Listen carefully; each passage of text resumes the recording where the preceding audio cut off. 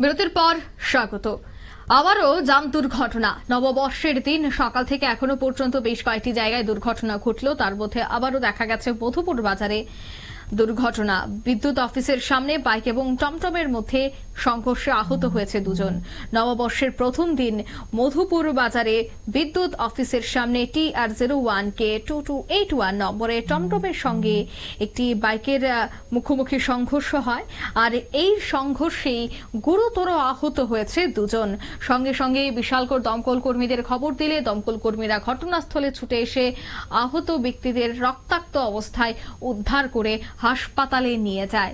তারপরে হাসপাতালে চলছে চিকিৎসা। তবে একজনের অবস্থা আশঙ্কাজনক, অর্থাৎ কার্তিক দেব, তার অবস্থা আশঙ্কাজনক দেখে সঙ্গে সঙ্গে তাকে জিবি হাসপাতালে রেফার করা হয়েছে।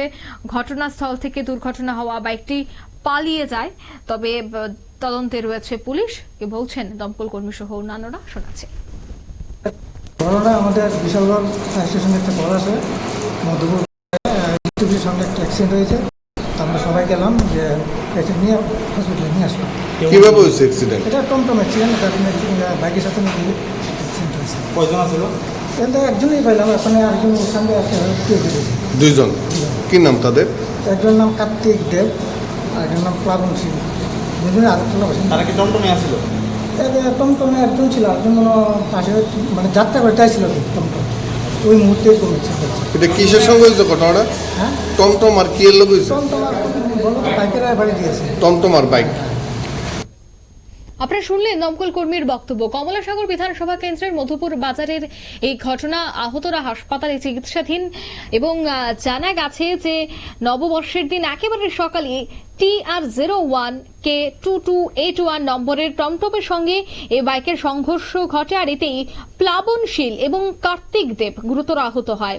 স্থানীয়রা দেখতে পেয়ে দ্রুত খবর দেয় দমকল কর্মীদের। দফতরের কর্মীরা আহত দুজনকে উদ্ধার করে বিশালগড় মহকুমা হাসপাতালে নিয়ে যায়।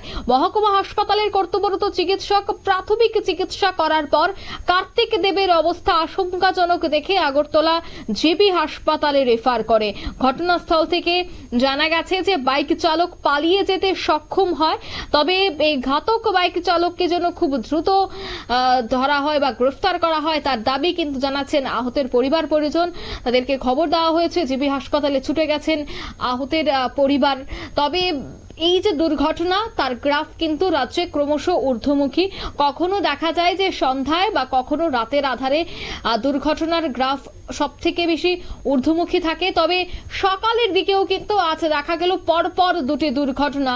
তবে এই মুহূর্তে বিশালগড় থেকে যে খবর উঠে আসছে যে দুজন গুরুতর আহত হয়েছে, তারা দুজনেই কিন্তু বর্তমানে হাসপাতালে চিকিৎসাধীন, যার মধ্যে একজনের অবস্থা এতটাই গুরুতর যে তাকে জিবি হাসপাতালে রেফার করতে হচ্ছে।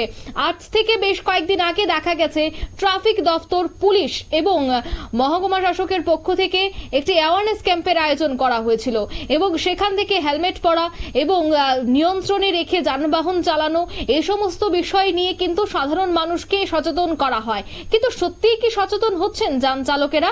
যদি সচেতন হয়ে থাকেন তবে এই ধরনের ঘটনা কিভাবে ঘটতে পারে? শুধুমাত্র ট্রাফিক দফতরের গাফিলতি সেটা কিন্তু নয়, সেই জায়গায় প্রত্যেককে সচেতন হতে হবে এবং প্রত্যেককেই নিয়ন্ত্রণে রেখে তাদের যানবাহন চালাতে হবে। তবেই এই দুর্ঘটনা রোধ করা সম্ভব। অন্যদিকে বিশালগড় এমন একটি জায়গা যেখানে প্রায় প্রতিদিন দুর্ঘটনা লেগেই থাকে। প্রতিদিন সংবাদ শিরোনামে থাকে বিশালগড়ের দুর্ঘটনা।